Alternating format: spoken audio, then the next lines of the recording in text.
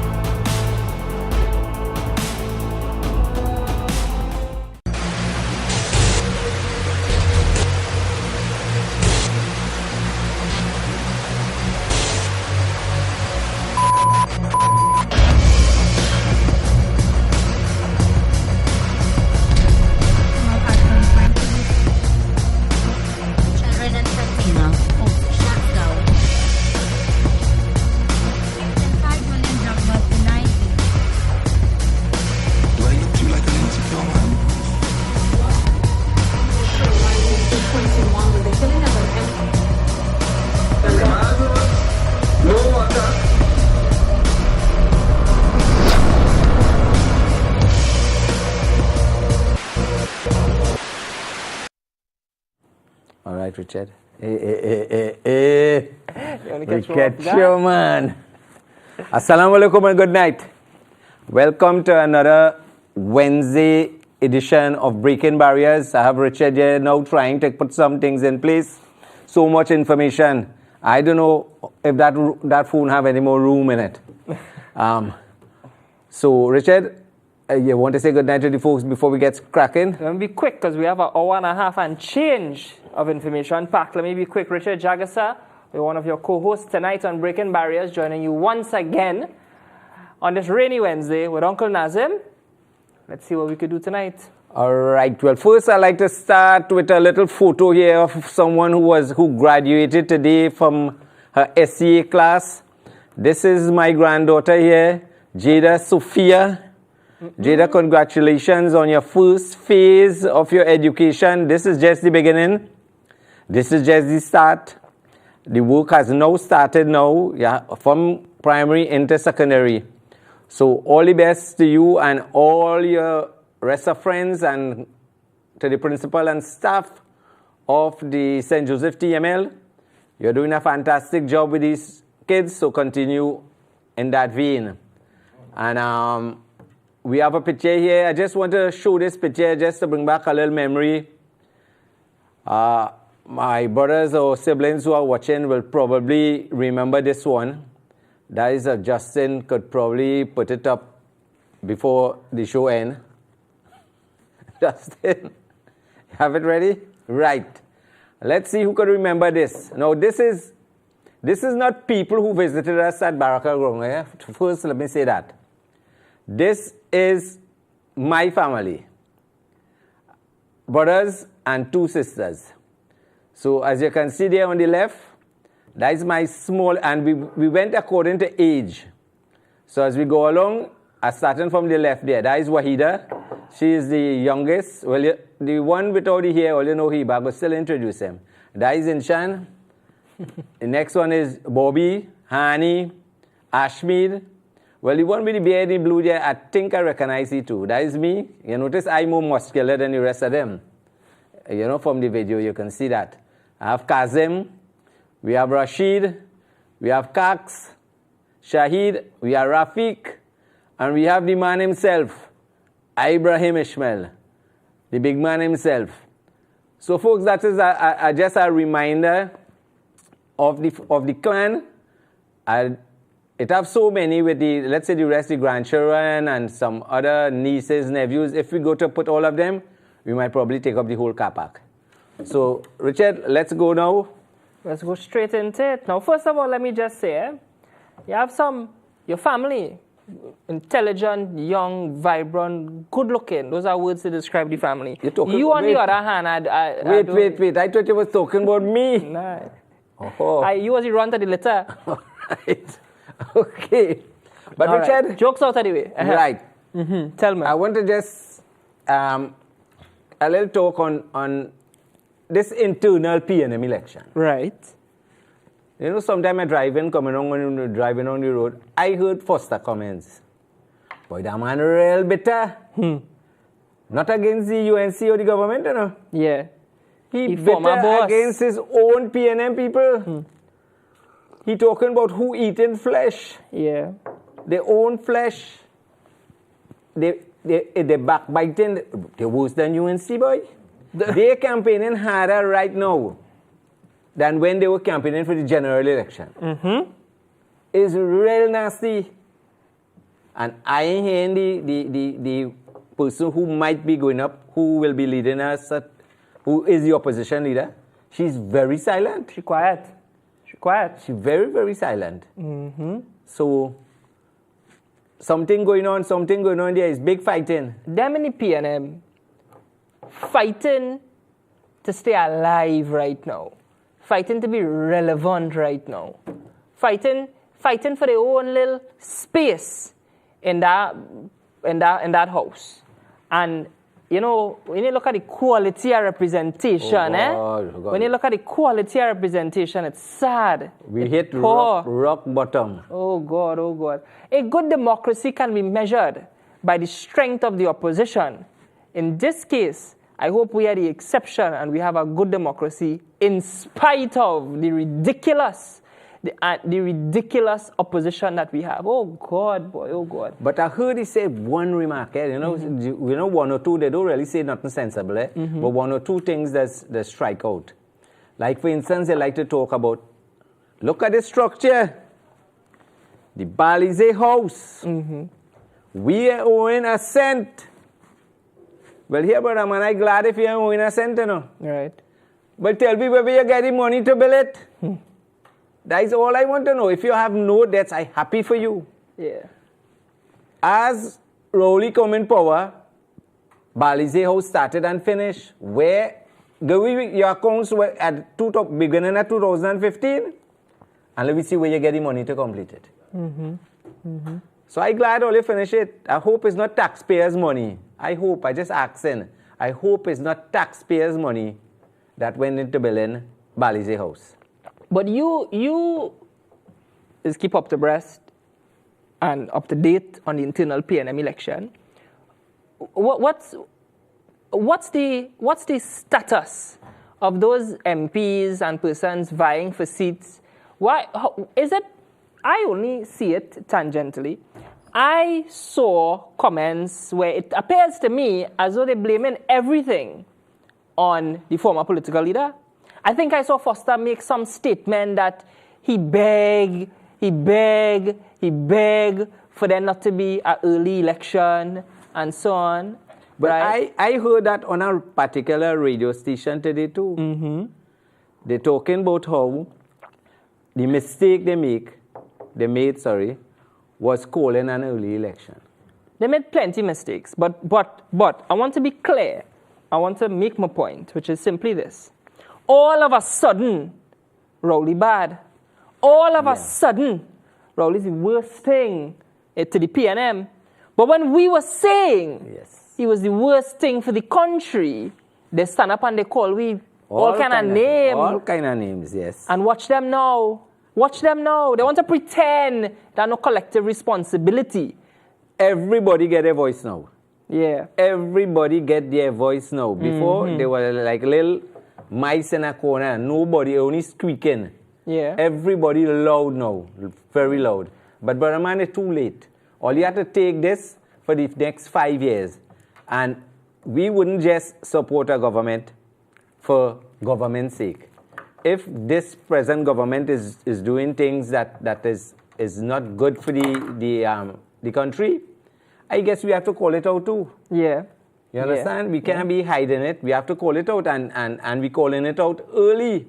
Yeah. So that they could either rectify the problem and we move on. Yeah. But we're not going to sit down and swallow everything that they put forward, like the PNM supporters. You understand? I heard this particular radio station, I just can't get no other radio station. So Radio stick. So I just put it on, and I just hear them, boy, about how everything we watching it, what they're doing. Yeah. And you could see the venom, eh? But for 9.5 years, they didn't have no venom. They're swallowing everything. Everything. Yeah. When it was 9/11 was the vote, 11/9, and they come back, and all of a sudden everybody come back and support. Yes. Stuart Young being prime minister and so on. Bullying tactics. Now, you see that kind of behavior? So they want to accept no responsibility for what happened. But remember when it was 9/11 and then it come back and all of them support? Come 20 after. Yeah. But all check, of them. But check what happened. But while they were changing the vote, each one of them had a dagger in their hand, you know. While they were changing the vote. I think each one of them had their palm open and they was collecting. Boy. Now all of a sudden, story had to bust. Well, but hold on. We have plenty story to bust.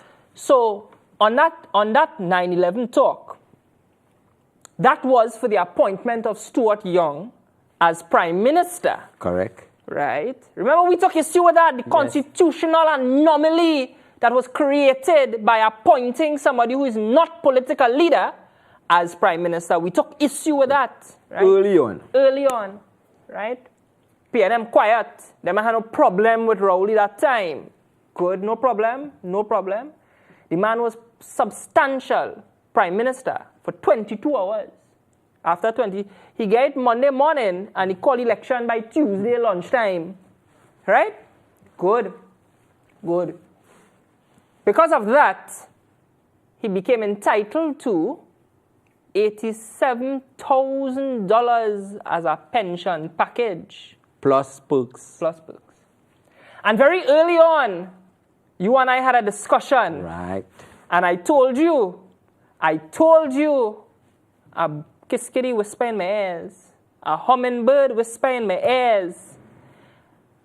Come what may, as soon as Parliament reopen, they will seek to amend the Prime Minister Pension Act. Remember? Correct. And I tell you, I see it somewhere, and I think last week or the week before, I'm looking for it. Guys, WhatsApp image. You have two WhatsApp images. Bring up the first one there. First one you have in order. I tell you. Now, of course, we discussed it before. Now, this is our order paper. This is in the lower house. All right, it's like an agenda for meeting. Right. All right, prayers, oath of affirmation, go straight down. This is for today, Wednesday, the 18th of June. Hold on, stop right there. Two. Introduction of bills. The Prime Minister Pension Amendment Bill. Look at that. A little birdie whisper in my ears. Early. This is second sitting of Parliament. Second. And I don't know, for those of you who don't know, Parliament is currently sitting. When I left to start getting ready to come, I did not see, they still were on point 1, but look where it is in the agenda. Item number 2. Come back to me now. Thanks so much for that. So imagine that. So we were worried. You were worried. I told you, don't worry. Right. They will seek to amend the Prime Minister Pension Act. And when we see that amendment, I tell you, Stuart not going home with any pension. Right. Valued at $87,000. Seeing that you are little birds as we whisper in your ears and things, right? Mm-hmm. What the bird told you is to qualify for it, what is the period they have to be acting as a prime minister? Oh, wait till the bill get laid now. Wait till the bill get laid now. I don't know. I hope it's not 1 year, no? Why you hope it's not 1 year? Because you hardly find anybody that's act for 1 year. Is act? No, but that's the point. It's not an acting appointment that qualifies you for pension. It's a substantial appointment that qualifies you for pension. Like, for instance, let me say a prime minister step down and anoint you in the same way. Let's say in the 4th year, right? In the 4th year, and he has 1 year to act in the position. Will that qualify him for the pension. No, well, in my opinion, the legislation needs to be similar to what we expect of all public servants. So only substantive appointments qualify you for pension at that rate. So it is not a matter of, now I'm setting aside the issue, the constitutional issues of stepping down from the post of Prime Minister and appointing and anointing somebody. I take issue with that. I think a Prime Minister has to be elected by the people, for the people, by the people on election day. But let's set aside that issue. I think the legislation and any like legislation must hold all public servants to the equal standard. So if I expect a general manager in WASA, for example, to only leave with a pension from WASA if he has a substantial appointment after 90 days, then I expect the same thing of another public officer, including the Prime Minister. All right? So that's my opinion on it. That's my opinion on it. Satisfy your answer? Good enough. Good enough. So, let me talk about what's going on in Parliament. Now, for those of you who do not know, today at 1:30, sitting of Parliament began with the motion to adopt the Standing Finance Committee report. And of course, in that means the shifting around, the mid-year budget review, the shifting around of some funds and so on. So where $10 was allocated for Project X, Project X is now in cost overrun, and we anticipate another $5. We're moving $5 we had for Project A over to Project X. Right? That's all. It's shifting around money. What I find most hypocritical is that this government has adopted policies, practices, procedures, and projects from a former administration. All right? Save and except the TTRA and so on, all the projects are the same. So I find it hypocritical for certain people to ask, well, what is this money for? What rent is this being paid for? Is it new workers or back pay for old workers? Those kinds of questions. It seems obstructive in its very nature. Because in truth, all it is moving around money to satisfy debts incurred or debts anticipated or debts expected. On Monday, I heard for the first time ever, I heard that our previous government in March of this year, via the HDC, not the Ministry of Housing, via HDC, took out a loan in March, and $25 million was expected to be repaid in September of this year. No money was allocated for that September last year. So when the loan had to be repaid September this year, where the money was coming from? That is where the this bill that is going on here now. Right. So in situations like that, we have to move over $25 million from something into HDC to allow them to pay out that loan. And things like of that nature. I mean, I heard one question from an opposition member, well, who this food and nutrition item, who this food going towards? What kind of stupid question is that? No, and like for the Ministry of Health, for instance. Yeah. From information, they said they inherited a debt of over $400 million. That's correct. Suppliers have to be paid. So if it don't have money, where are you going to get the money to pay? Not by asking for more? That's correct. That's correct. And one of the stupidest questions came from what I call a late bencher. Meaning, you have a lot of seniority in your position and coming down to the end, almost on the door on the way out, you have the late people. More you go down the bench, is the more recent you are. And one of those gentlemen asked a question regarding legal fees paid out of the office of the Attorney General. He asked about fees paid already and what percent of the allocation we anticipate to pay in the future. Now, for those of you who do not know, the AG's office is the public body that is named in litigation against the state for tort and contract claims. So, now that's, if I'm suing the Commissioner of Police, that's different, all right? If I'm suing the Commissioner of Police for judicial review, if I'm judicial reviewing the Commissioner of Police, that's different. But if I'm suing Ministry of Agriculture because they seize something I own, I don't sue the Ministry of Agriculture. I sue Office of the Attorney General. That's why they have a whole team of lawyers, right? A battery of lawyers, internal counsel. And from time to time, the AG's office, because of complex matters or matters involving serious issues of national importance, public interest, they hire external counsel with expertise in that field.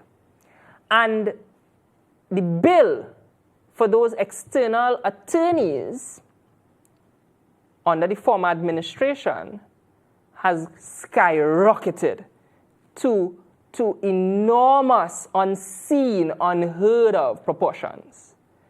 I think the figure is 1 billion in legal fees paid. Yes, I think I heard that. Right?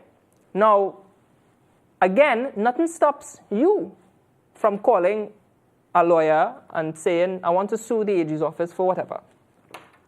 And then, of course, the AG's office might allocate funds to another external counsel to deal with you in court. So it's a ridiculous question to ask anybody to anticipate what % of the budget will be allocated to future litigation. But it was a question asked nevertheless. It was a question asked, and I implore everybody, I really don't want to play it. I don't, what do you think I should do? You think I should play it? We air breaks in for nobody. I implore everybody to go on Parliament's website, where it's called Parley View on YouTube, and look at the live video that can be replayed at any time of Monday's Standing Finance Committee meeting. It's dated and it's titled Standing Finance Committee. And go to the minute marker 3:14:39. 3 hours and 40 minutes, 39 seconds. And there you will find playing it on your advice. We'll play it. Moody. I already told you guys, make sure that we are free from any issues that could get us in trouble. Make sure. And I'm putting it in context. I'm asking the viewers to go on their own to Parley View on YouTube and look at it on your own and listen and come to your own conclusion. I want you to play the last video on the sheet where and you have a letter there, but I'm not going to say it, where and therefore this amount couldn't be pulled out from a hat. And therefore I'm asking a simple and reasonable question, where is the 54.9 million going to be allocated? And if I understand the chairman... Right. Wait, Richard. That is in the finance meeting? That's Monday in Standing Finance Committee, yes. Now, we beeped it out because we believe something was said, but I'm inviting you all to go on Parliament's website on your own. Hear it for yourself. And hear it for yourself. Wait, but isn't he a new MP? Close to the door. So if he's a new MP, he's supposed to be treading on a very thin line because he knew he don't want to make no mistakes. Right. So if he come out and speak like that, I could just imagine how he would speak outside of Parliament. Because if he know cameras watching him and you in a finance committee meeting, and you could say that, I could imagine how when you're speaking outside to people, the amount you might use. Might you use one? No, I listened to it and I didn't see it live because, sometimes I have it on, sometimes I read for court and whatever. And I saw comments about it late Monday night on social media. And I went back to the clip to hear for myself because I said, I don't want to be fooled by AI. Right, exactly. And when I heard it myself, I said, but I'm shocked I'm not seeing this in the news. Because there was another, I don't have the clip of this one, but there's another line of questioning by the former Prime Minister, Stuart Young, where he asked the Minister of Agriculture certain questions, which were disallowed by the Speaker. I heard that one. And there is a serious issue in the PNM with their quality of representation. They like just gutter politics. That's the phrase. I think you've aptly described it. Now, as we're talking about gutter politics, You know, Stuart Young has a hot mic issue. Right. He has an issue with his mic. Guys, the video, I'm going to ask you to go. You have Munilal, Stuart. I'm going to ask you to take us to the 2-minute, 18-second marker there, right? 2-minute, 18-second marker. When you're ready, let me know. Okay, so we have a hot mic issue with Stuart Young. He didn't learn the first time when he made the statement that was caught live on air. He did not learn the first time. It is like a bully in school, a thief in the night, or a criminal in general. After they do it the first time, you know, their heart racing, they're anxious, they might get caught, but after they get away with it, they become emboldened. And that's exactly what's happening here. And I think that is what we're seeing in all of the members. I think because that slip that we just heard, we beeped it out, we saw that earlier with the hot mic situation with Stuart Young. And what I'm going to play, guys, let me know when you're ready with it. What I'm going to play now is another hot mic issue that happened today. With Stuart Young again. With Stuart Young again.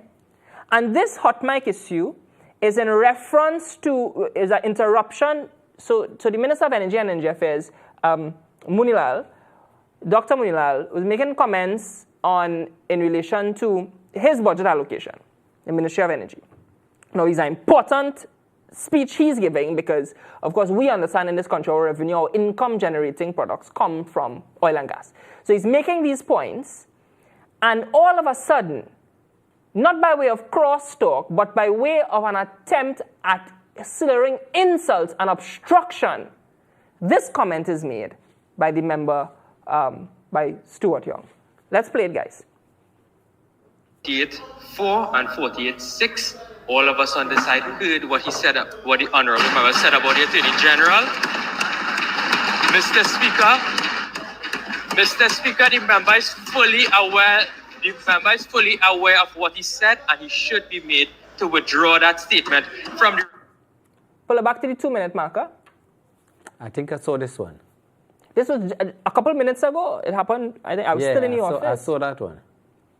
Because I was watching it earlier. Same video, just get us to the 2-minute marker. I want to be fair. I want the public to hear for themselves. All right? I don't want to just say what I interpret it to be. Yeah, but I remember too, once a bully, always a bully. Well, that is the point. And that is the kind of representation being offered up in the PNM. All right? Guys, the same video, just pull it back a little bit, 2-minute marker.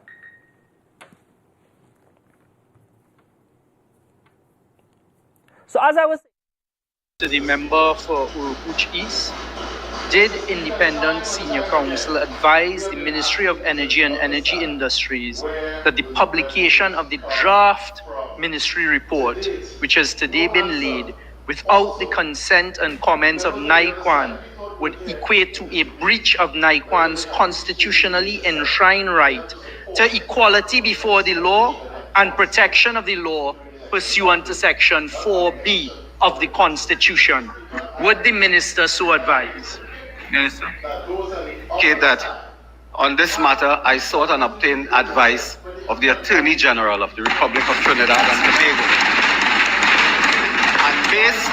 And based on the advice of our Attorney General, we have laid this report in the Parliament.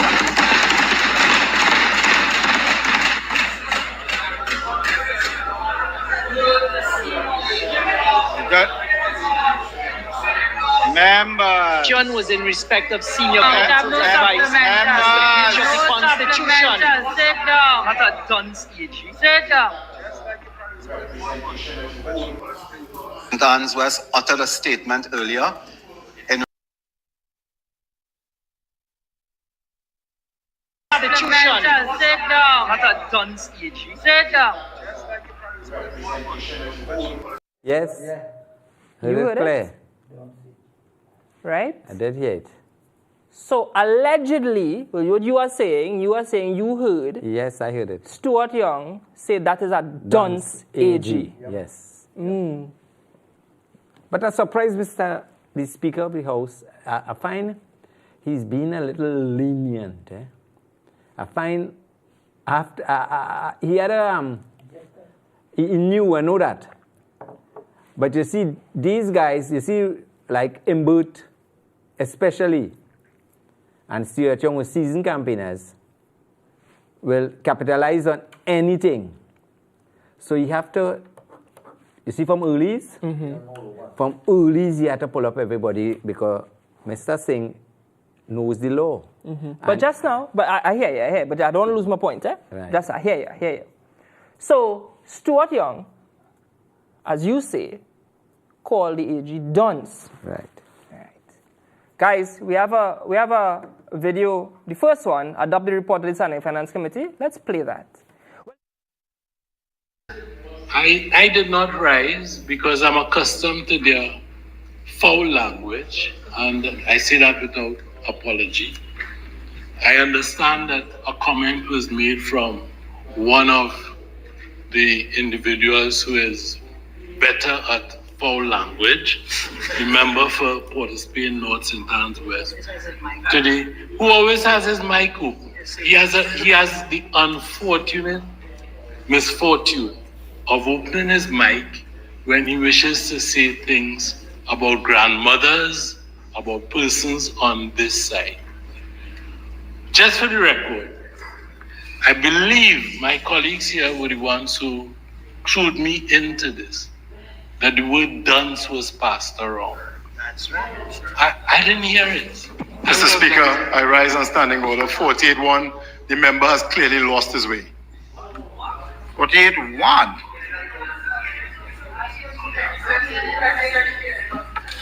Overruled for plain and obvious reasons.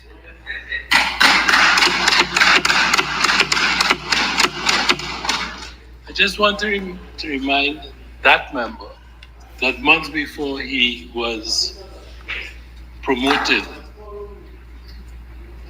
in defiance of the words of another prime minister on the other side, the late Patrick Manning, once he was promoted, the last thing that happened was that I happened to be involved in a matter with him. And at the end of correcting an affidavit in Reading Pen, the member then said to me, another hard lesson learned. I mean, I don't know how we could learn a hard lesson from someone who's a dunce, but that is life. I will go to war with you. I will go to war with you. I will go to war with you. Who is the 3-pointer there? I don't know who is the 3-pointer, but I want to guess. Oh, you could guess. And no Mbert is one. I know Stuart Young is one. All right, and who's it? And I'm watching his fingers and I'm looking at his seating. I think it could be Scotland. Could be. It could be Scotland. I think so. Because when you check how they sitting and how the fingers didn't go far, it went close. But let me tell you something. That is AG.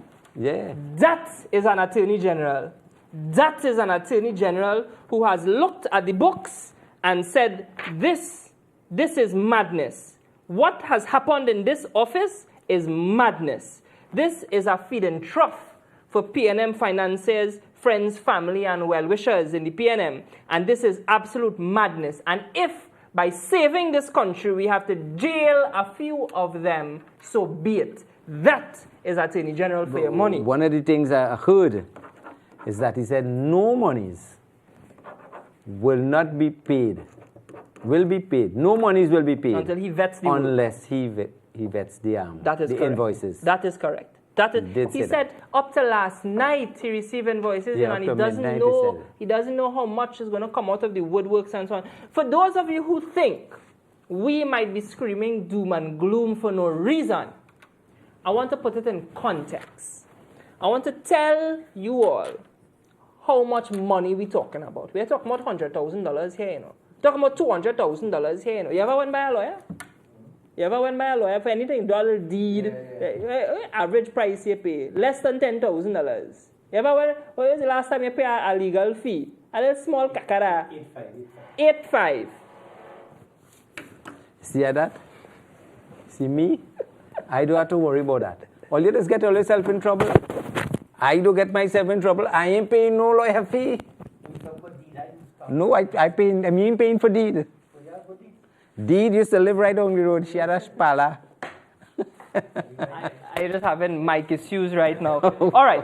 So as I was saying, we have serious issues in this country insofar as legal fees are concerned. And I want to put it in context. Guys, you have the video that I sent. We have it as Saddam.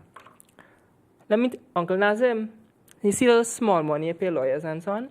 Imagine you paying a lawyer millions of dollars to go to court and lose a case. I'm telling you. Imagine you paying lawyers hundreds of thousands of dollars to give you advice which you're going to ignore or not follow anyway. Yeah, but what about this one? You take a lawyer and the lawyer now advise you to take it all the way to the Privy Council. And you refuse. You remember Malcolm Jones? Mm-hmm. And I think the lawyer was Peake. Deborah Peake. Well, I want you to take pen and paper and mark some of these names here. Guys, play the Saddam video, please. Because, you see, the member for Laventil West just arrived on the compound. And he started to inquire from this government about legal fees. And that was the biggest mistake the member made. It's a political mistake he made. Because today I'm going to tell the member for Laventil West about the legal fees and the amount incurred over the last 10 years. Mr. Speaker, would you believe that this government, in the Attorney General's office alone, forget all of the state enterprises, that government spent $1 billion on legal fees in the Attorney General's office. $1 billion. This is not state enterprises. This doesn't deal with Petrotrin, ministries, anything. This is just the office of the Attorney General. You want to know where some of that money went, Mr. Speaker? Mr. Speaker, do you want to know where that money went? Yes. There's a company called White and Case in the US. They spent $157 million in legal fees to that one company. $157 million. Russell Martineau, senior counsel, $38 million. Fayad Hussein, $33.9 million. No relation, right? We're on the golf course now, Mr. Speaker. Gilbert Peterson, $29.3 million. Friends, families, and finances of the PNM. Claude Denbo, $27.6 million. Sequel Law. You would remember Sequel Law, Mr. Speaker, when the former Attorney General Amo was disqualified in the Miami court. That cost us $23.2 million. 23.2. Edmonds, Marshall, and McMahon. SRP Kate, $20.7 million. 20.7 million. Ravi Rajkumar, $16.8 million. Douglas Mendez, $15.7 million. The personal attorney of the former Prime Minister, $15.4 million. Michael A. Kwamina. Michael Kwamina. Kerwin Garcia, the first gentleman, $14.6 million. Deborah Peake, $13.8 million. Edward Jenkins, $13.7 million. Natram Kaulesa, $13.3 million. And this name might be familiar to some. Reginald T.A. Amo, $13.2 million. Dharmendra Punwasi, $11.3 million. Vincent Nelson, $10.9 million. Vanessa Gopal, $10.2 million. Samara Tulsi, $10.2 million. Roger Kewal Singh. You all know Roger Kewal Singh? How much you think he get? $9.3 million. Amira Rahman, $9.2 million. Terence Barrett, the same fella from Angostura who didn't want to resign, $7.7 million. Rafael Ajoda, Jr. to the former Attorney General, Reginald Amo, $7.6 million. Elaine Green, 5.7 million. Ian Benjamin, 5.1 million. Andrew Dalip, $4.9 million. Jason Mutu, 4.8 million. Jerome Rajkumar, 4.1 million. And Mr. Speaker, I'm doing this because last year I came to this house and I asked the former Attorney General, disclose the legal fees. He said no. This government gave the assurance that we are going to be transparent with this matter. There's a name here, Mr. Speaker, called Keith Scotland. $3.3 million. That name bears a resemblance to a member of this house. Gregory Delzin, 3.2 million. Justin Phelps, $2.77 million. J.D. Celia, 2.5 million. Ralston Nelson, you remember him? 2.3 million. Martin Daly, I think he writes a lot in the newspaper about our Honorable Prime Minister. $2.2 million. Anthony Bullock, I believe the member for Port of Spain, North St. Anne's West knows him well. $2.1 million. MG Daly and Partners, where the former Prime Minister's wife was employed, $1.9 million. Ravi Nanga, $1.9 million. Fitzwilliam Stone, $1.7 million. I still have more pages. Pauline Blade Labastian Jaslo, $1.5 million. Ravi Hefesdoon, $1.5 million. And then there's a lady here called Christiane Morris Allen, and I'll give you all a story about her a little later. Yes. She has a retainer. This lady had a retainer at the Office of the Attorney General, for the DPP's department, for the Registrar General's department, Simon de Labastide. I'll get to Simon de Labastide. Christiane Morris Allen. And she also had a contract for the Chief State and Solicitor General's office. And those retainers amounted to $800,000 each, while she was still working with the judiciary. So remember that Master Allen was working for the Attorney General's office and the judiciary at the same time. That is clearly obscene to the doctrine of the separation of powers. Obscene. Simon de Labastide. Who's that? I think he's an independent senator, I'm not sure. $2 million. Got trouble. Look at the kind of money them fellas making. But what trouble is this? So when you're talking about legal, and remember, this is only from the AG's office external counsel budget. This is not like if URP hire a lawyer to fight a case for them or to review an employment contract. It's not that. Not like if CPEP had all their contracts on review or whatever. You know, this is only the AG's office external attorneys. And it's true. It's a true statement to refer to them as in a large portion, maybe not all, as PNM, financiers, friends, and so on. Because look at the names on the list. Some of them are even those sitting on the opposite side. Some are even those sitting in the other place, in Senate. So how could it be? How could it be that those awards of legal briefs were free and fair and reasonable? Look at those names and look at those figures. 50 million. Is it that you, as a citizen, you think you got bang for your buck? You got value for your. You got value for your money? In cases where they're gone all the way to the Privy Council. And lose big time. And lose. In cases where, look, WASA, for example, WASA had a case all the way in the Privy Council, and the Privy Council said, why is this case before me? I find you just be attacking WASA too much. You know I used to work WASA. You said at the beginning of the show, if you had to get blows, you had to get blows. But you can't be talking about WASA. When you open your tap and it's get water, sometimes. All right. So at the end of the day, that's the kind of legal fees, like dollar value, 8.5, uncle talk about less than 10,000, then paying to do a little deed. I don't think it had any, I think the lowest was about 1.7. Lowest was about that, yes. So it's a serious, now you're right, in that the AG said he's going to review the invoices and make sure the work was done properly and so on, and then pay value. Because as a citizen, I have to ask myself if I really got value for money, as you said. Now, in relation to this issue, The member for Sama Barataria really did come to Parliament last year and ask repeatedly in the question and answer sessions. I remember that.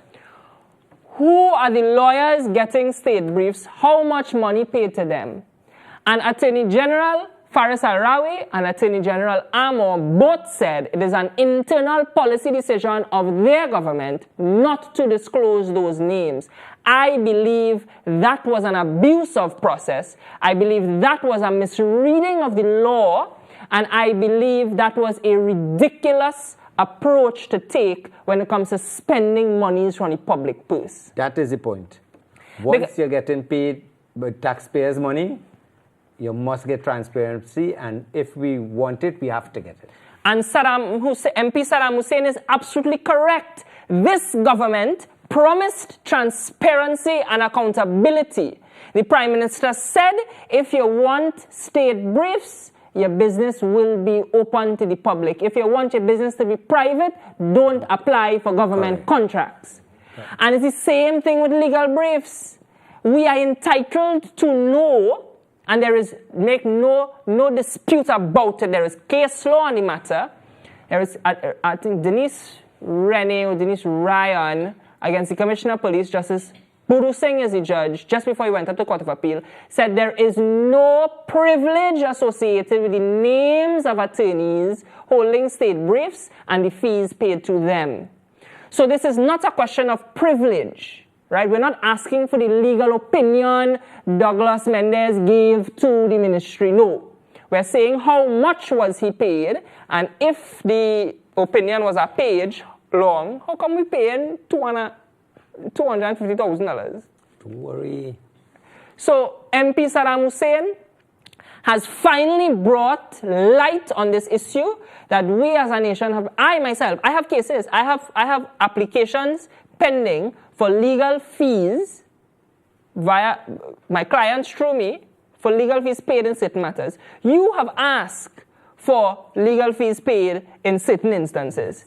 And the former administration took the approach, which I believe to be a wrong approach, and now we're finally getting answers. So I commend this government, I commend the Prime Minister's policy, and I commend MP Saddam Hussein for this revelation, and I expect more to come. I expect more to come. One more thing I want to deal with, and then we could probably take a break. Or you think we should take a break now and when we come back? Just a second, Jason. Before you go on the break, Before you go on the break, I have somebody who came from Canada. Come down, so come up on this side. Come on this side. Come on this side. Right. Stand up here. All you know this little boy here? Who you want to say hello to? Your friends. Which one of your friends you want to say hello to? From school? Wait a minute. But this is Liam here. This is my niece's son. He's a budding lawn tennis player. Pretty soon you'll see him in... Where you playing? At Tacarigua? Yeah. And you recently won? A tournament. Right. You beat everybody bad. Not so bad? All right. Was a good match? Yeah. Right. So you have no friends you want to say hello to? No. You have no friends in school? No. What about your cousin? You want to say hello to him? Yeah. All right. We'll say hello to him. You gotta say it. Hello. Name? Aryan. Right. Here, and you say it, Hada. Hello, Aryan. Right. Okay, man. Good, man. And say hello to Mr. Jagasajay. Nice to meet you. All right. Good? Yeah. Okay. All right. Fix up. Okay, Justin, well, I think we can take the break now. And we take the break, and when we come back, more Mark to Boss. Right.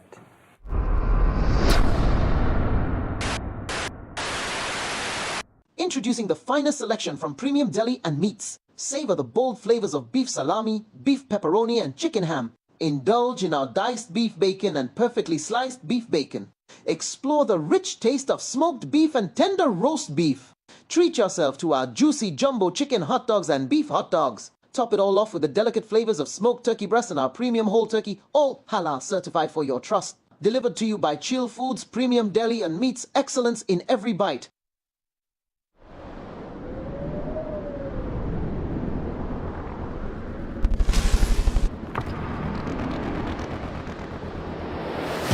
The power,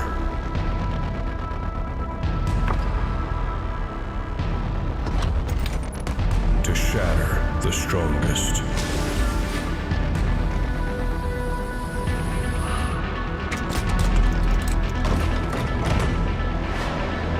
Conquer the indestructible with Ronex's collection of angle grinders.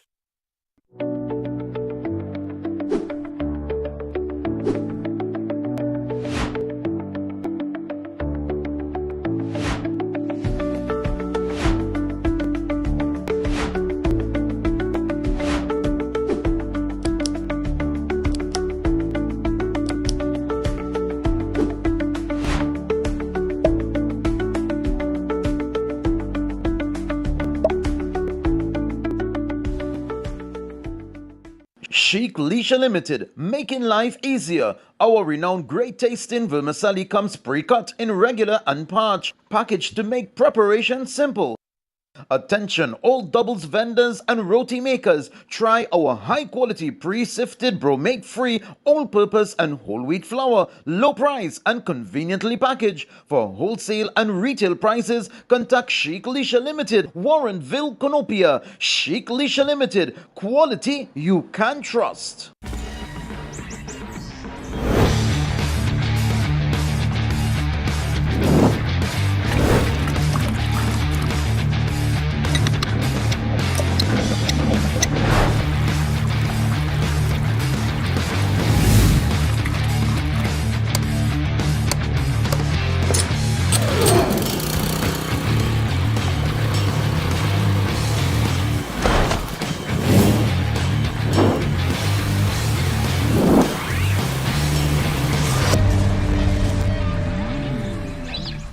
Ronex's premium quality. Mitsu Air Limited, authorized Mitsubishi air conditioning dealer. No need to replace your air conditioning units ever so often. Split units, cassette, ductable, CTVIF systems and much more. Mitsubishi Electric has long been powering industries and providing solutions for healthy living. Mitsu Air Limited boasts the industry's first 10-year warranty on all parts and labor. Inverter units are also available. Don't hear it, just feel it. Mitsu Air Limited, 246 Eastern Main Road, Barataria. Give us a call at 674-4000 or 675-4000 or email us at mitsu.limited@gmail.com. And welcome back, folks. We starting off with the expo, guys. Let's put on the expo that we will be having on the 17th to the 20th of July at the Baraka grounds. Space, I don't think we have much spaces, so all those who want, whether they be 30, the 30 feet 10, 20 feet 10, 10 feet 10, you have to let us know early. Those who want food preparation, you have to let us know early, so we'll make the necessary arrangements. So don't forget our expo, July the 17th to the 20th at the Baraka grounds. Come in a safe environment, parking for over 300-400 cars, and get all your bargains. It will definitely be a big one this time, again. All right, good. So, two other issues I want to raise, and then we could open the lines, guys. You could put up the numbers. So on the issues of how much money spent, who benefited, well, we heard some names who benefited from legal fees. Let's go now to issues relating to rentals. So there was a slight issue raised about, well, who owns this building that the TTPS is renting from? And somebody said, well, I think Faris owned that building. Well, it turns out it's not Faris owned the building. I think I know who owned the building. Guys, go ahead and play the video. I think I know who. Stage. The video name is Stuart Young. And when the utterance was made that the building Agra Court being rented by the Trinidad and Tobago Police Service was being rented by Faris Al-Rawi, I have since been informed that the building is in fact owned by the father-in-law and wife of Faris Al-Rawi, so that Faris Al-Rawi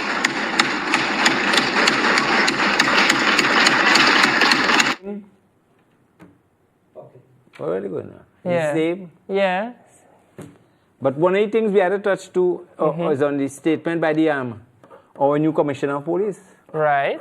Regarding how stern he was where it was concerned with parents. School violence. Violence and parents being held accountable. That's in keeping in line with the current administration's policies. Right, but check this. When the Honorable Prime Minister said that, everybody was vexed. How you could do that? You want to lock up with children? Yeah. Police commissioner said, you know, plenty of people supporting it. The same thing. Yeah. But that is all right, man. Once we get the children safe in schools and a learning environment, I think we're good to go. I say a fine should come somewhere along the line. I don't know how the law is with that. You might be able to know if that could be factored in. We can discuss it more in detail. We can discuss it. Into but I have one more, and then we can open the lines. We'll end up at 9 opening lines, as always. Guys, get the last video ready. Now, there's another issue. So when it comes to money going and coming and whatnot, another topic is raised on the sidelines. How much people going home with this new administration? You have a hotline to call. Yeah. Oh, yeah. You have a hotline to call if the UNC government send you home, right? I think you revealed on this show that just before the election, people's contracts came to an end. I could vouch for the one that the chairman of WASA came out openly and said. Before he made his statement, people were bandying and saying, look, by WASA they already terminate all the contracts from people and sending them home and bringing in their own people. Right. That's before Mr. Ananga made his statement. And he came out openly. And clarified. it and said that he didn't renew the contracts. So these were contracts that naturally expired shortly after the election. Right. They were short-term contracts. You know, they give their boys and their girls contract. And just as the election finished, on the verge of finishing, they take them. If they did win the election, probably they might have kept them on. Probably. Who knows? Probably. So short-term contracts, 1 month, 2 months, 3 months. I think this one, that is the people with surveys, I think. That was about a 3 month or a 6 months, you know. 3 months. So just before the election, people were given short-term employment. Yes. That naturally came to an end just after the election. Yeah, just after the election. Right. Now that is not people we sending home, That's people contracts came to an end. All right? Just now, holy calls just yet. One more, and then we can take the calls. Caller, call back in 5 minutes. So these are people who naturally came to an end. I wonder if these are the people calling in to the hotline so that they have skewed statistics. Yes.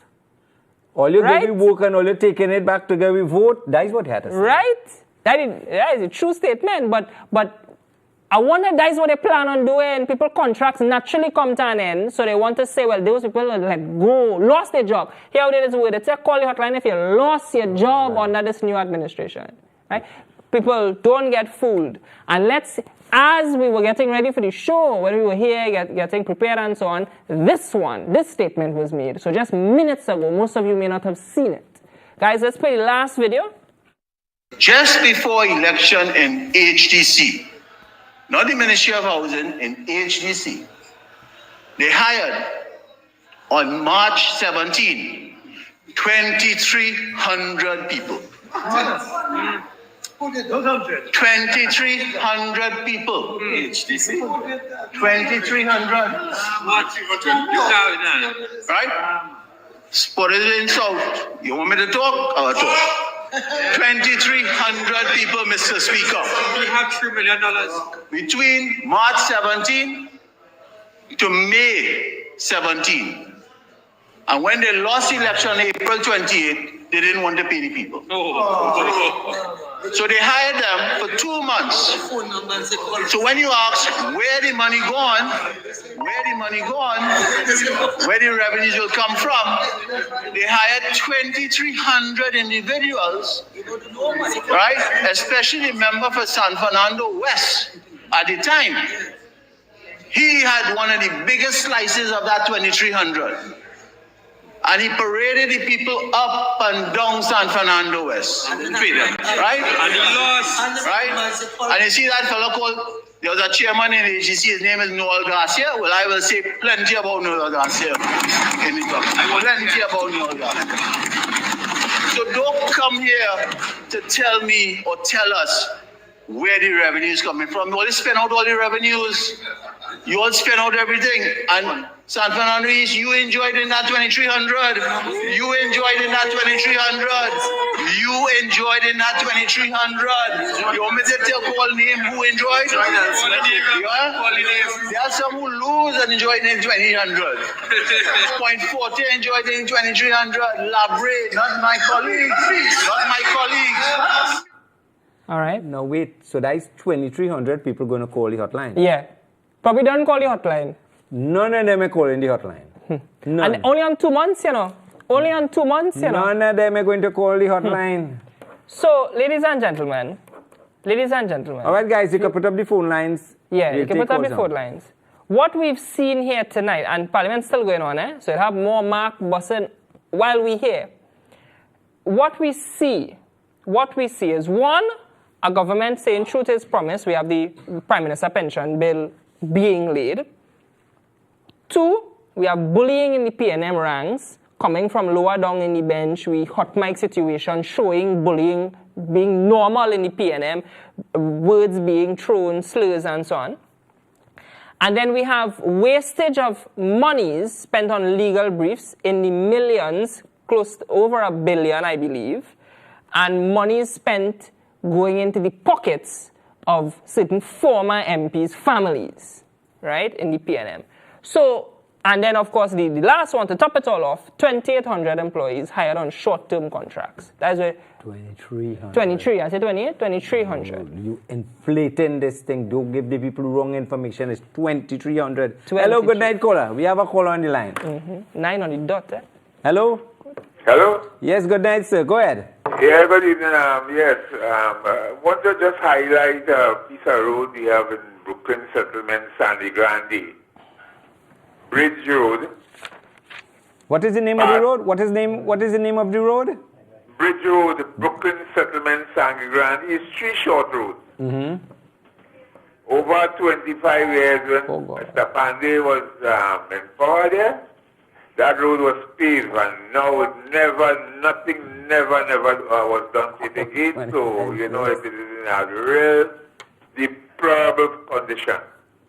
Right? And I would like them to do something about it, please. All right, well, they're hearing it on the station here. Yeah. Bridge Road in Sandy Grande. Pasture Road and Valley Road, just short roads. All right, well, and who is your representative? Huh? Who is your representative? Sturge? Mr. Sturge? I think so, yes. All right, you have to know your representative in order to get things done. Yes. All right, you could visit him at his office, and I'm sure he will give you a hearing, and he will take it from there. I spoke to the chairman too, and but I just highlighted it. No problem. Okay, cool, man. All right, so the phone lines are open now. Phone lines are open. Financing seems to be the hot topic right now, simply because media budget review week. Now, last week, remember I told you I given them up till this week to see about Akbar Trace. Flood? Rain was falling. No, and I, man, you know, like a foul, I can't get wet. So they didn't do anything. So Mr. Adrian Ali, the last time we mentioned it, you did contact us and said they were doing work on it. I saw you all doing work over the highway on the western side. But Akbar Trace from straight up by the Nagar, up by Price Mart, coming down, straight down to as far as Chief Curry. That needs cleaning. I don't know how Ole was coming up on that side. So if Ole do portion, all right, no problem. But the entire drain has to be cleaned. So let me see Ole start to push some backhoe and trucks and see how fast we can clear that up, please. All right, guys, the phone lines are open. Talking revenue. All right. Could you imagine the on the PNM election, you had Sindura on one side and Cummins in one, and the next side, right? You could imagine what would happen. Poof, the PNM gone. That would have been bacchanal, eh?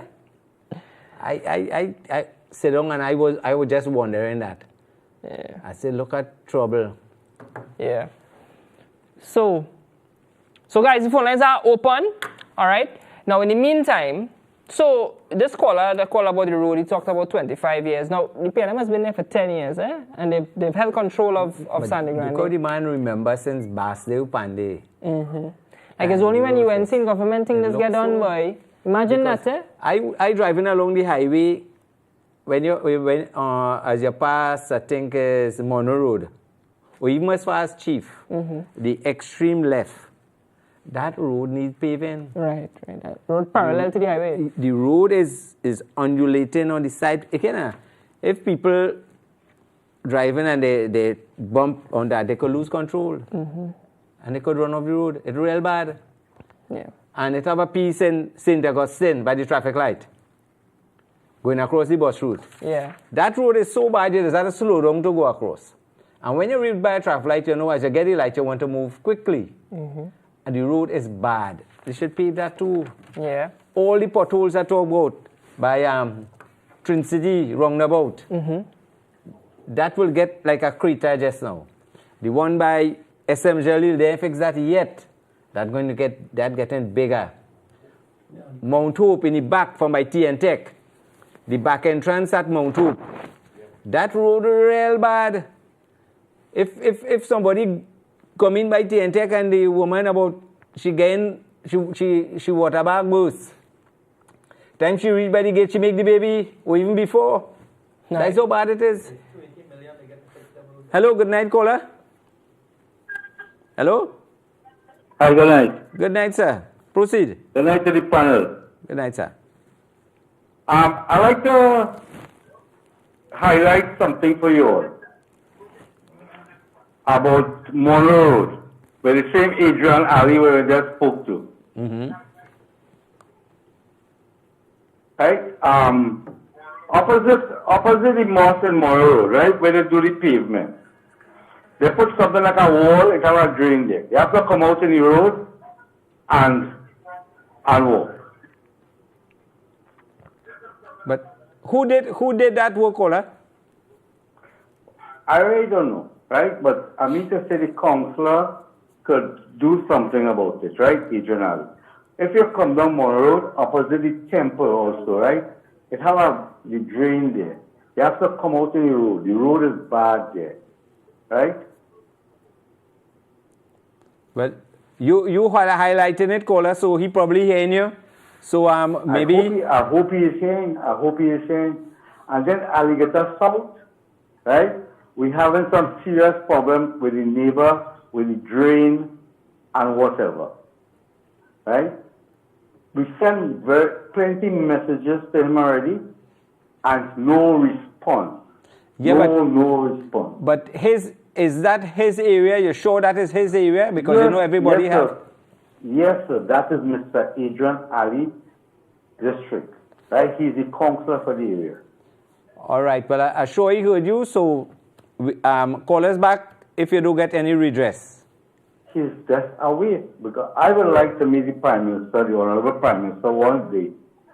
Because I have a business place next door to Saddam. And I am going to speak to her anytime she comes to that office and let her know that this Adrian Ali is not doing nothing in the whole of the area, his area. Well, I could only hear what you're saying because some information we'll get here and videos he sent us, he is doing some work, but probably not doing enough, probably on your end.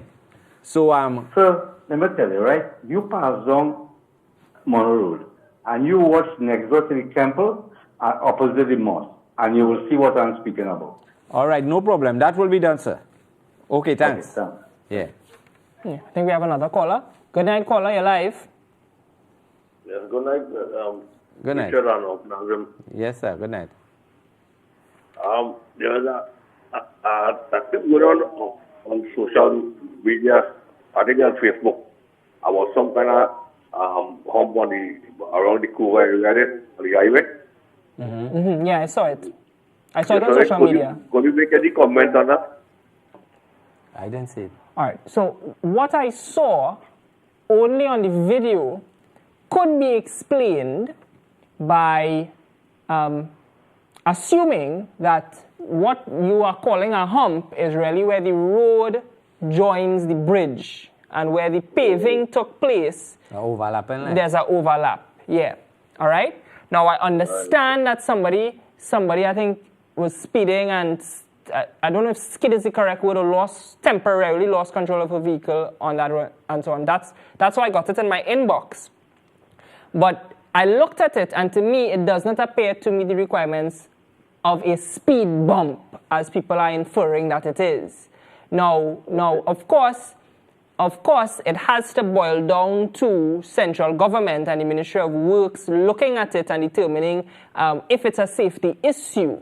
So if you believe it's a safety issue, if you are traversing there, I got the video last night. I've only had 1 day with it. I've not gotten a chance. But if you are traversing there, I recommend you take a video, take some pictures, and let's see how we can resolve that. You send it to the ministry yourself. You know, you can send it to me if you want, but you can send it to the ministry yourself and say, listen, I have some concerns that this is going to cause some accidents on the road. You know, but I've looked at the video, and from the video, it doesn't appear to be a speed bump. All right? All right, thank you very much. Sure. That's in Cuba, that is by Prisal there or further down? Yeah, see, I had questions there, you know. I only saw a video. Hello, good night, caller. We have a nice caller here. Hello, good night. Hello? Yeah? Yeah, go ahead. Yeah. Nazim, salam alaikum. Wa alaikum assalam. And Richard, good afternoon to you. Good night, good night. I'm calling from Charlieville. Nazim, you raised an issue just now with the Akbar Trace Road. I want to just highlight something to you. Inshan Ismail had raised that issue about that road is not being done properly and all of that. What happened? Siram had done a fantastic job on the road. But that road, I used to live there, and not anymore. And I know the plight of that road. That road needs a box drain, that ravine. Without that box drain, they would fed up fix that road. Correct. So that is the solution to that road. It needs a box drain because every time they clean it, the highway side is being filled. And every time the rain fall again and the road gets off, well, trucks and everything passing on the road starting to cave back down inside the drain. So the drain getting smaller. Now, cleaning the drain, yes, it would help the problem for a little while. But eventually you'll fall back in the same state again. That, you see like how they did at Bamboo number 3 by Grand Bazaar to the Caroni River, that is what they have to do to that drain. Exactly. Is a big piece, but in order to rectify it and you know, have the road that's the only way to rectify it. Permanently, without spending money a year and a half. Right, every 2-3 years. That is the best way to go. A lot of money, yeah. I remember the voice. You spoke to me this week. No, not really, but maybe somebody from Akbar Trace called me and spoke to me about that. Okay, no problem. Well, we have Mr. Jagasa here. He will see what he can do for us on that side. Thank you. Yeah. Yeah, man. Yeah. All right. Assalamu alaikum. Wa alaikum assalam. Yeah. Somebody did call me and we spoke at length on the condition of the road right now. It is. And I'm sure all of that is being looked at and assessed, but financially, one has to prioritize what's on the front burner, what's on the back burner. I know a lot of funds are currently being allocated and associated with, you know, clearing rivers, drains, making sure that the banks don't burst and so on. perhaps moving forward, those sorts of issues will be resolved. What we do know, especially from the caller who just called from Grandy, is when the UNC government is in power, is the government, is central government, when UNC is central government, things tend to get done. Roads that never paved before tend to get paved, places that never got water before tend to get water. As you know, I am from Central. Pear Road, last time Pear Road got paved was when UNC was in government in 2010 to 2015. Correct. Last time Pear Road got paved was then. Felicity, same thing. We moved from a 2-inch water main to 4-inch during that period, just a short 3-year period. But you're getting water in the line. You get water in the line, yes, man. Yes, man. So you know, those complaints, I'm glad people have their voices now. I'm glad people pointing on these issues now. But let's be honest, there's a whole technical department, roads and drainage division, and I'm sure that road and that drain is on the list to be sorted out. That Akbar trace, a lot of people pass through there to get to Monroe Road. Remember I said that last week. So and it is getting worse. And you see when the season coming out, it's more problems. Yeah. So that is something they could look into. And we have so many roads. I wanted to also ask the people from South, the people who were on schedule, if their water supply has increased, so if they're getting a better schedule. Hello, good night, we have a caller. Hello? Justin, is there anything wrong with the TV link, or everything is good? I got a message here about that. Yes, caller, good night. We missed that caller. Good night. Hey, hello, good night, caller. Good night. Go ahead. Calling to compliment Nazim. Assalamu alaikum. Wa alaikum assalam. Complimenting Nazim and Jagesa for this good program they're giving there. Thank you. Thank you. I call in from Kunjal Road. My name is Nazab Ali.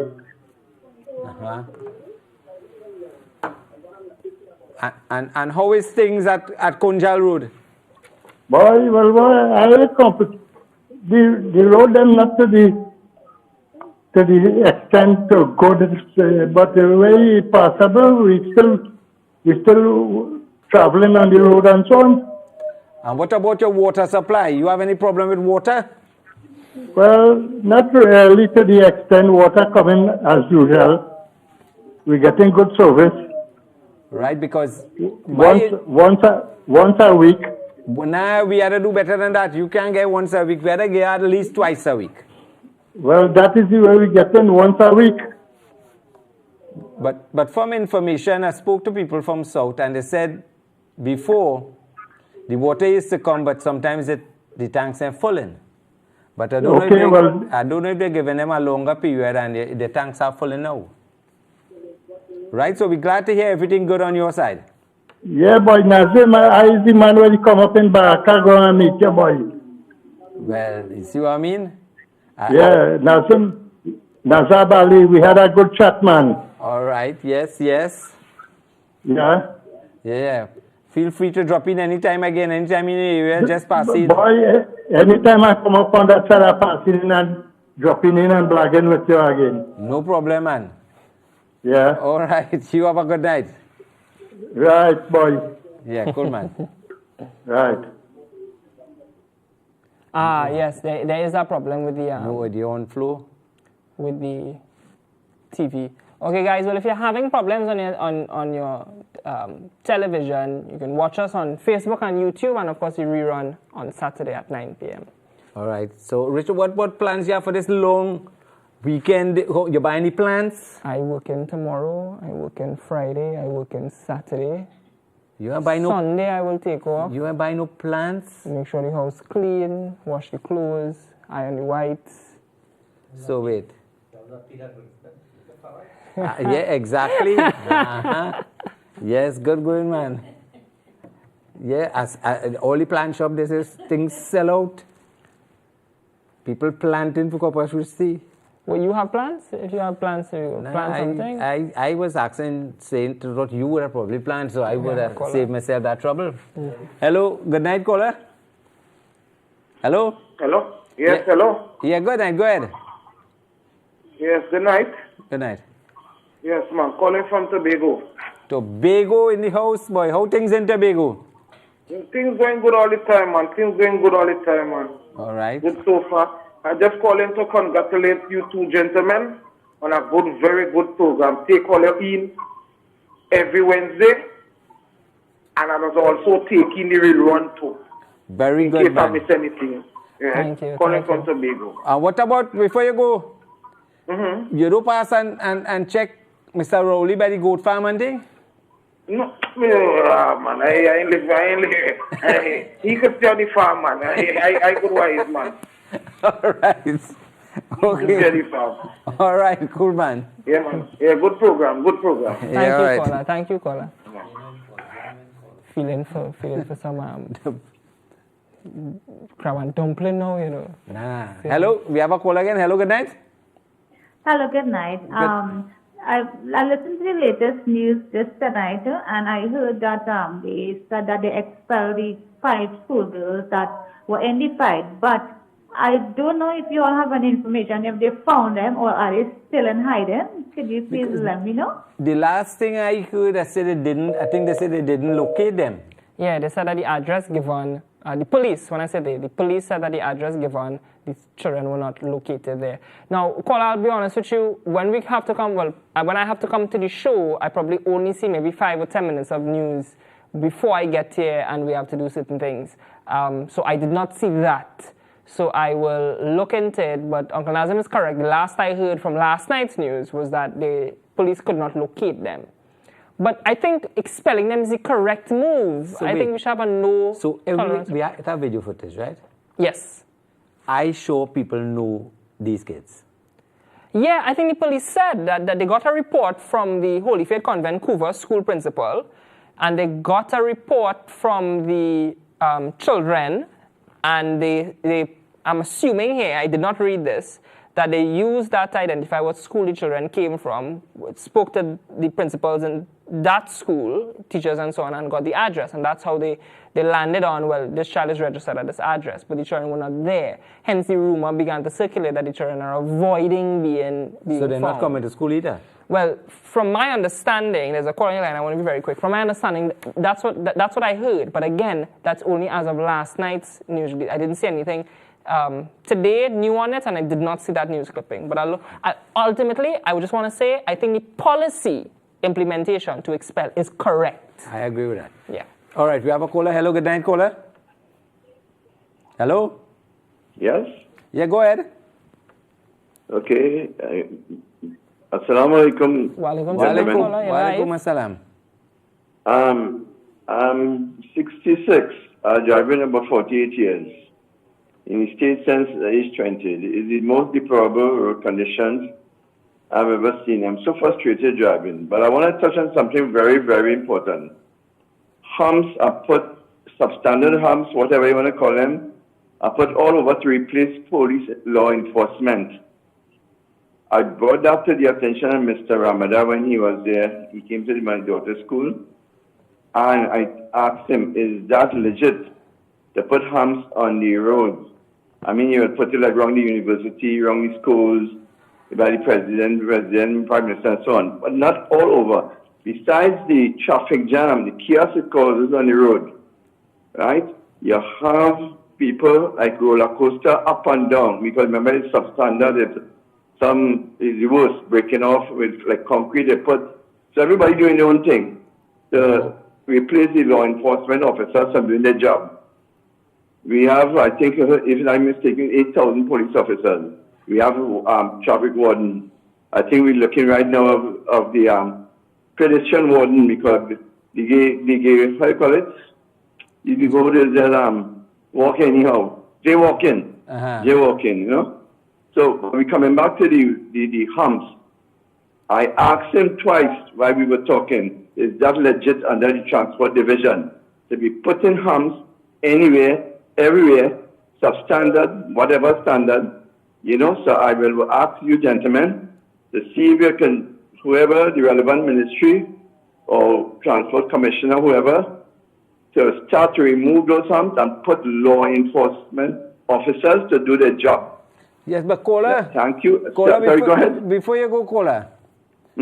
I hear you, but I don't think it's feasible. Practical. To put officers. Officer by every street What corner happened? I could vouch like the Kane Farm area. I'm from Trin City, right? You see these fellas who just be pulling the pulling bull? Yeah. Yeah, now them will be flying through that area because they want to see who could make the fastest trip. So you have to put on, and I think so can I stop you there? Can I stop you there, please? Go ahead. We have just above 1 single million people population. Please don't let us make excuses. I don't know how there's run countries like the United States, 340 million. We know everything, everywhere, what's going on, where it's going on, who's, what, you know? So let's just enforce the laws. The laws are there. Mr. Jagger, is that correct? If the laws are there, yeah. All the laws, so the country is there, just enforce the laws. All right, caller. All right, thanks, caller. We have another we caller. hear you. Yeah, we have another caller. Thanks, caller. Yeah. Yeah, hello, good night, caller. Hello? Hello? Yeah, go ahead. Hello? Yeah, go ahead, caller. Caller, you're live. Yeah, I'm calling from Tobago. Yes, Tobago. Tobago in the house, boy, again. Yes, We had to go for crab and dumpling. Yeah, just called to say enjoying the program and you all having a good program going on. Let's keep up the good works. Thank you, man. So Fali, so how your THA working for you? Well, I mean, you know, you see they get cycle for the little while a day. Now that we have this new government, I know things will be happening. Yeah, I know that for sure.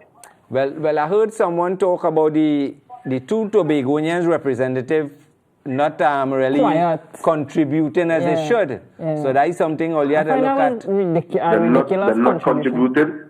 Yeah. In the parliament, that is they're not when their voices. They know them no go there. No, but when I mean your voice should be heard. Let the people of Tobago know you're talking on their behalf. Well, let me wait and see. No, but caller, I understand. Yeah. I understand you completely. Not only they now gone there. When the parliament first sat and I had to bring greetings for Indian arrival day, it was a Tobago member who brought greetings. Good, yes. It was a Tobago member who spoke almost first in the lineup. So, yes, they now gone there, but oh God, they're skilled, boy.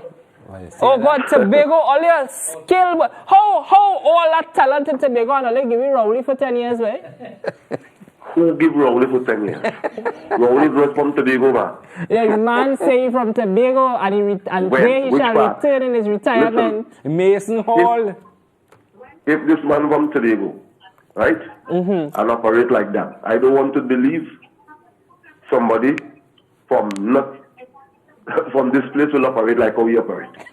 Oh God. Tobago, well, I know Tobagonians not like that. Tobagonians are humble people. Yeah. And they're not arrogant and disrespectful. Well, okay. Yeah. You know good. You know good. All right. Tobagonian is loving people, though. Yeah, that's the word then. So all your Chinatown started beer yet? You fast. Well, when that time come along, you could come along and get that free. All right, good going, man. I will tell you when I come in. No, I feel into that's the word. That's when I reach Tobago to the Chenet, man. And just, you got to worry. All right, thank you, sir. Yeah, man, respect. Yeah. Cool, man. Good program. Yeah. You enjoy your night. I feel into go to Tobago. No, I want to get a ticket for Saturday and you come mean, back Sunday you never eat Tobago Chenet? Of course. I will box. When you eat Chenet Trinidad is Trinidad Chenet, no? Yeah. Do matter it come from Tobago. So you have to eat Tobago Chenet in Tobago. Yeah. Right? Yeah. So that time I eat Tobago Chenet in Trinidad. Right? No, I eat Tobago Chenet in Tobago. Right. That's what we're talking about. I was on a hammock. And now I'm feeling for crab and dumpling. Crab and dumpling? All right. Yeah, with this weather, crab might run, I might get some crab. Yeah, it have plenty crab. It have plenty crab in by Caroni River Bridge, a real crab. Yeah, 2 minutes, I wrap up. All right. Yeah, see, Justin, don't cut off the lines there. What? Justin, not easy, boy. Well, we have a... the audio is back on cable. So those of you having that technical problem, it's been resolved. But again, if you missed anything, you can watch it online at any point and any rerun at Saturday at 9 p.m. No, we have a very long weekend. But I work in tomorrow and Friday, and I'll come and check you Friday. After all this. Come tomorrow, 12:30. Would be there? Organize a crab and dumpling Sunday. Organize a crab and dumpling, right. Yeah. Sunday. You going to need the flour? I have many needs. One of them could be. All right. Yeah. All right, so what was the caller before the speed bump caller? That caller raised that point. From where, Kunjal? No, I think it was a female caller. Oh, yeah, I remember the female just now, eh? Let me just backtrack a little. A record player? My memory is so good, boy. Yeah. Getting old. Yeah. Nah, something had to be wrong, boy. I remember the lady as the only woman who called this evening and we forget. Yeah, nah, she made a point and I wanted to comment on it. Anyway, while we recall that, on the issue of the school violence and the school bullying and so on, I think it's the correct approach to suspend the children. I think it's the correct approach to... I think it's with the children, whether she wanted to know if they located the children. Right, so they have been expelled. So I guess the school may have issued a notice to the parents or so. But I also think the new commissioner of police is also correcting, saying we need to find some way to address and penalize and sanction the parents. Because the educators, teachers are there to educate the classroom, all right? If you come there to be nurtured, to be taught. You didn't come there to start no gang violence. Right. You didn't come there to be a criminal, to assault anybody, all right? And if that is the case, then you will be treated as a criminal, all right? So the values have to start at home. Correct. Absolutely correct. And once you have good values, the police have less work to do. The teachers have less work to do. Exactly so. You understand? And that is it. Yeah. So, folks, it's 9:30 on the dot. I know it's a rainy weather. People have Thursday, Friday, Saturday, Sunday. Some people going to the beach. Oh, I should say this before we go. Brilliant will be open tomorrow. Brilliant will be open tomorrow from 2 o'clock. So, you're feeling for some lamb, barbecue chicken, juicy burgers. We have Alfredo, steak, you name it, we have it. So if you're passing through the area, you're going on a little trip, come in, take up your barbecue, you can dine in or you can take it with you, take away. So from 2 p.m., Brilliant will be open. So I would just like to leave you all with that. It was nice being here again. So until next Wednesday, I'll hand it over to Mr. Jagisa. And Parliament's still going on, you know. Still going Scotland. on. Yeah. Coalpot. Still going on. So I have some catching up to do for the 1.5 hours on the show. I have to rewind and watch again. Guys, thank you for spending another Wednesday night with us. Thanks for those 2 calls from Tobago. Now feeling for crab and dumpling and Chenet. Head down to Tobago and see how...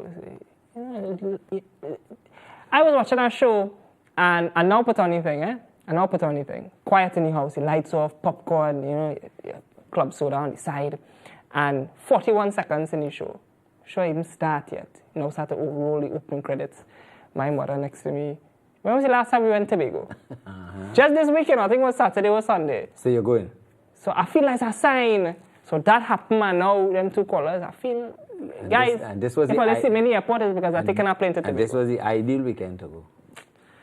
But working tomorrow and Friday, so I feel Saturday. Right. Thank you everybody for joining us tonight on Wednesday. Be sure to tune in on the rerun Saturday night at 9 p.m. I'm going to see if I could convince somebody upstairs to make a crab and dumpling for me. Don't worry. We have plenty chefs. We have chefs. Cooks. All right, take care. Okay, good night. I was trying to feed my cake.